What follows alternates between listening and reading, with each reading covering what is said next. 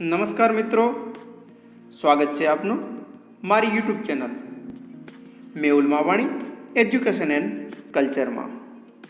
મિત્રો, આજના વિડીયોમાં જોઈશું વિષય ગણિત, ધોરણ 6, પ્રથમ સત્ર, એકમ 5। એકમનું નામ છે પાયાના આકારોની સમજૂતી। તો તમારા સુધી સ્વ અધ્યયન પોથી પહોંચી ચૂકી હશે અને તેનો અભ્યાસ પણ તમે કર્યો હશે। તો આ સ્વાધ્યાયન પોથીમાં આપેલ એકમ 5 પાયાના આકારોની સમજૂતીના દાખલાઓ, વિકલ્પો અને ખાલી જગ્યાઓ વિશે આપણે આજે ચર્ચા કરીશું।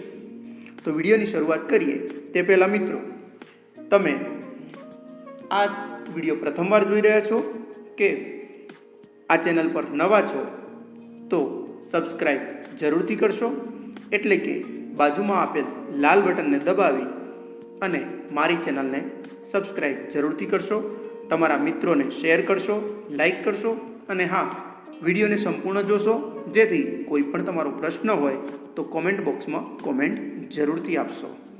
તો મિત્રો, પાયાના આકારોની સમજૂતી એકમ 5માં તમે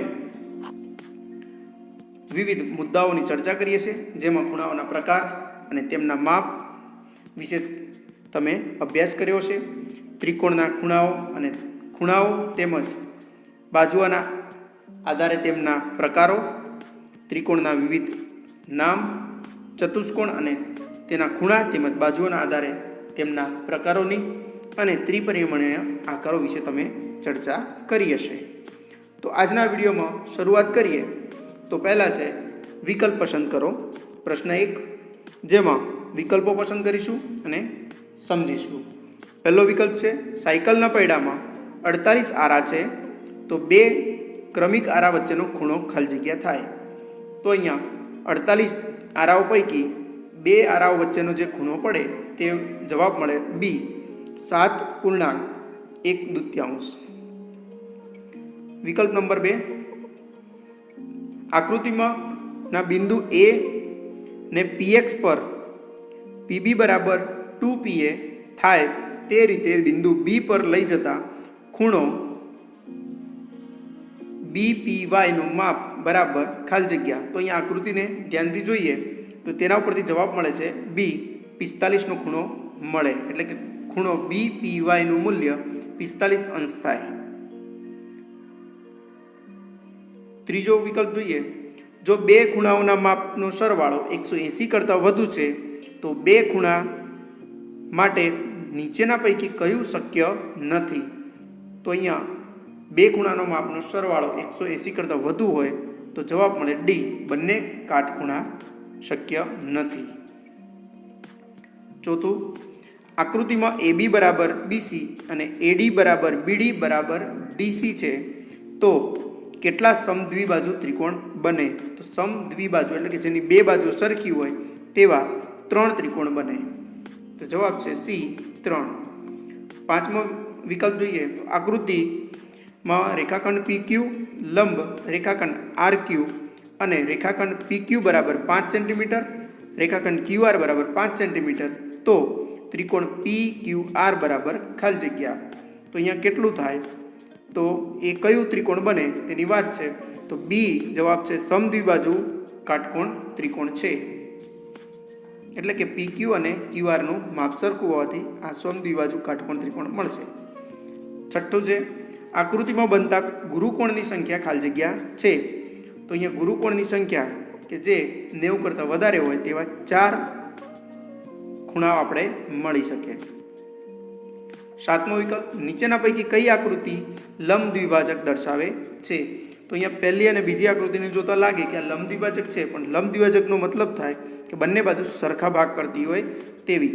તો અહીંયા બીજો નંબરનો જે વિકલ્પ છે તે જવાબ મળશે બી, 2, એટલે આકૃતિ નંબર 2। વિકલ્પો બાદ ખાલી જગ્યાની ચર્ચા કરીએ તો ખાલી જગ્યા પૂરો, પ્રશ્ન 2, 8મો ખાલી જગ્યા છે 180 ડિગ્રી કરતાં મોટા અને સરળ કોણ કરતાં નાના ખૂણાને ખાલી જગ્યા ખૂણો કહે છે। તો 180 કરતાં મોટા અને સરળ કોણ કરતાં નાના હોય તેવા ખૂણાને પ્રતિબિંબ ખૂણા કહે છે। 9મો ખાલી જગ્યા જોઈએ તો અહીંયા આકૃતિ પરથી તેના જવાબ આપવાના છે. આકૃતિમાં બિંદુઓ એ બી સી ડી ઈ એક જ રેખા પર આવેલા છે, જે આકૃતિમાં આપણે જોઈ શકીએ છીએ. એ બી બરાબર બીસી, બીસી બરાબર સીડી અને સીડી બરાબર ડી. તો એડી બરાબર એ બી વત્તા ખાલી જગ્યા, તો એડીનું માપ કેટલું થાય? તો એ બી અને બીજી કઈ બાજુ અથવા રેખાખંડ જેટલું થાય? તો બીડી જેટલું. એડી બરાબર એસી વત્તા ખાલી જગ્યા, તો થશે સીડી. એસી અને સીડીનો સરવાળો એડી જેટલો થશે.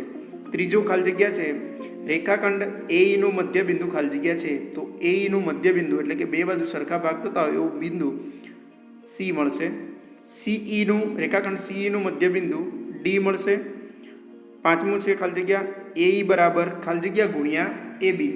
તો એ બીને કેટલી વખત ગુણીએ તો જવાબ એઈ જેટલો મળે, રેખાખંડ એઈ જેટલો થાય, તો 4 વખત ગુણતા, એટલે કે 4 ગુણ્યા એ બી બરાબર એઈ થાય. 10મી ખાલી જગ્યા છે, સરળ કોણમાં કાટખૂણાની સંખ્યા ખાલી જગ્યા અને સંપૂર્ણ કોણમાં કાટખૂણાની સંખ્યા ખાલી જગ્યા છે. તો સરળ કોણમાં કાટખૂણાની 2 થાય અને સંપૂર્ણ કોણમાં કાટખૂણાની સંખ્યા 4 મળે.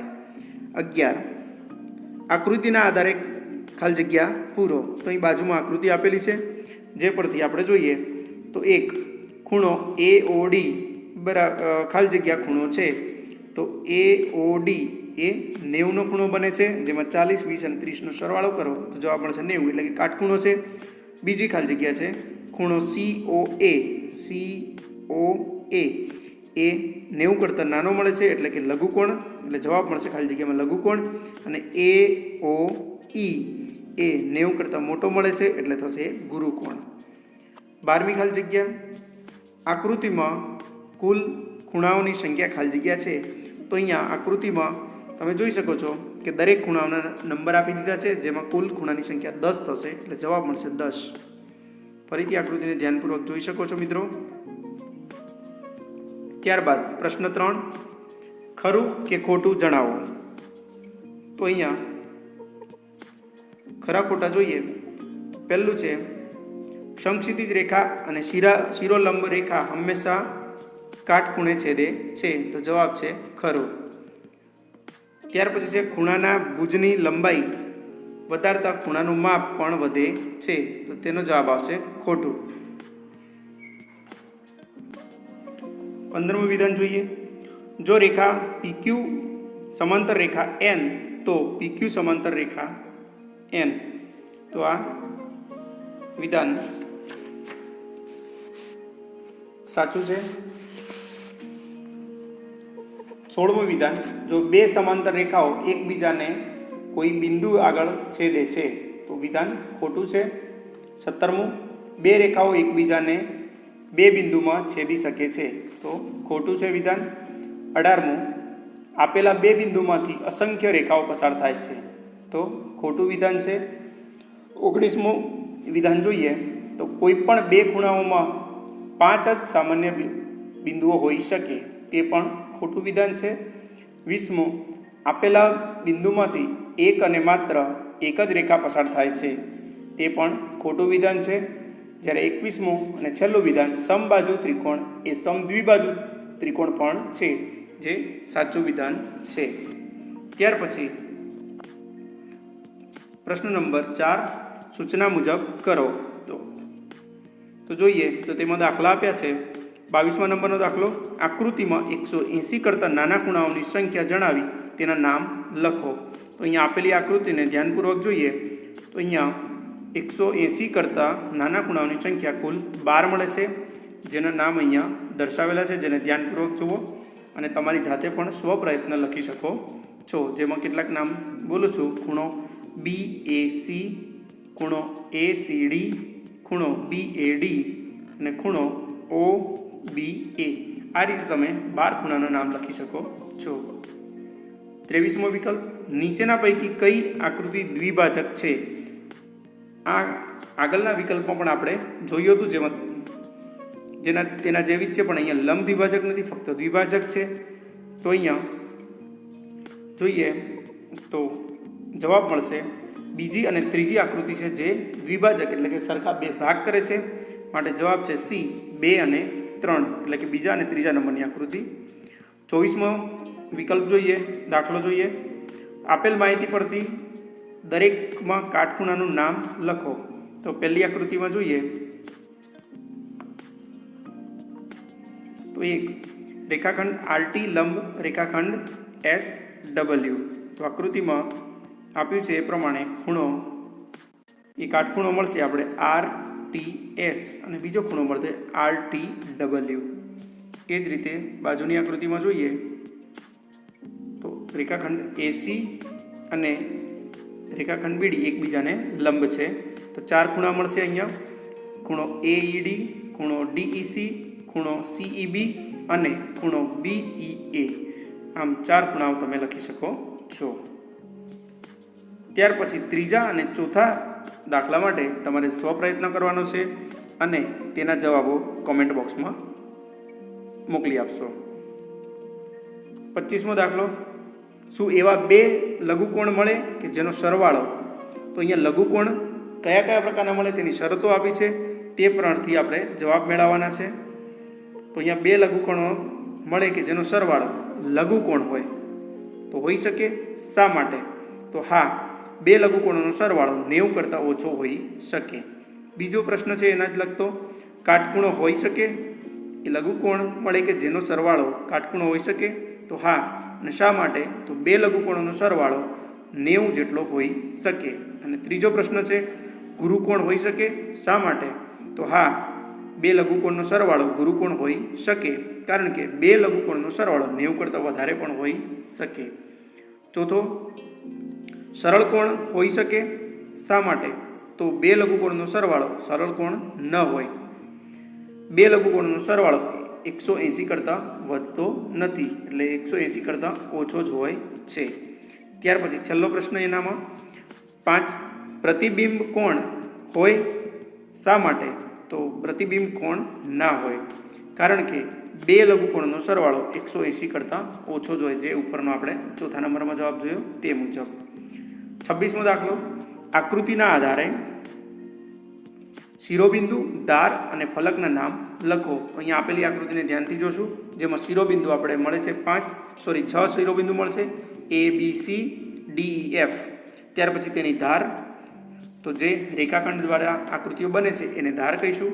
તો રેખાખંડ AB, રેખાખંડ AC, રેખાખંડ AE, ત્યાર પછી રેખાખંડ BD, રેખાખંડ BC, રેખાખંડ CF, રેખાખંડ DE, રેખાખંડ DF અને રેખાખંડ EF. ત્યાર પછી તેના ફલક મળશે, જે 5 ફલકથી આકૃતિ બની છે. તે ફલકના નામ પણ અહીંયા દર્શાવ્યા છે, જેમાં 2 ફલક છે ત્રિકોણથી બને છે અને બાકીના 3 ફલક એ ચતુષ્કોણથી, એટલે કે ચોરસથી બને છે. 27મો દાખલો. આકૃતિમાં રેખાખંડ PQ લંબ રેખાખંડ AB અને PO બરાબર OQ છે. તો રેખાખંડ PQ એ રેખાખંડ AB નો લંબ દ્વિભાજક છે કે કેમ? તો અહીંયા આકૃતિ પ્રમાણે PQ એ AB નો લંબ દ્વિભાજક નથી. કેમ કે રેખા PQ એ રેખાખંડ AB ના 2 સરખા ભાગ કરતા નથી, માટે રેખાખંડ AO does not equal to રેખાખંડ OB, એટલે અહીંયા લંબ દ્વિભાજક મળતો નથી. 28મો દાખલો. આકૃતિમાં રેખાખંડ AC લંબ રેખાખંડ BD, તો બનતા બધા જ કાટખૂણાના નામ લખો. તો અહીંયા 4 કાટખૂણા મળે છે, જેના નામ અહીંયા દર્શાવ્યા છે. એ ધ્યાનપૂર્વક તમે લખી શકો છો. ના ખ્યાલ આવે તો કોમેન્ટ બોક્સમાં જણાવશો. 29મો દાખલો છે, જેના તમારે શિરોબિંદુ, ધાર અને ફલકના નામ જાતે લખવાના છે, જે આગળ આપણે આકૃતિમાં ચર્ચા કરી હતી આગળના પ્રશ્નમાં તે રીતે. ત્યાર પછી 30મો પ્રશ્ન. જ્યારે ઘડિયાળમાં 7 વાગે ત્યારે મિનિટ કાંટા અને કલાક કાંટાથી બનતા નાના ખૂણાનું માપ અને બીજા ખૂણાનું માપ લખી તે કયા પ્રકારના ખૂણા છે તે લખો. તો અહીંયા આકૃતિમાં જોઈ શકો છો કે આકૃતિ મુજબ તમે જોઈ શકો છો કે મોટો કાંટો 12 ઉપર અને નાનો કાંટો 7 ઉપર હોય છે. ત્યારે 7 અને 12ની વચ્ચે 150નો ખૂણો બને છે. જ્યારે બીજી બાજુ એટલે કે 12 થી 7 તરફ જઈએ તે ઘડિયાળની દિશા પ્રમાણે, તો એમાં બીજો ખૂણો મળે છે 210નો. તો અહીંયા લખી શકીએ કે નાના ખૂણાનું માપ 150 અને બીજા ખૂણાનું માપ 210 થાય છે. 150 એ ગુરુકોણ છે, જ્યારે 210 એ પ્રતિબિંબ કોણ બને છે.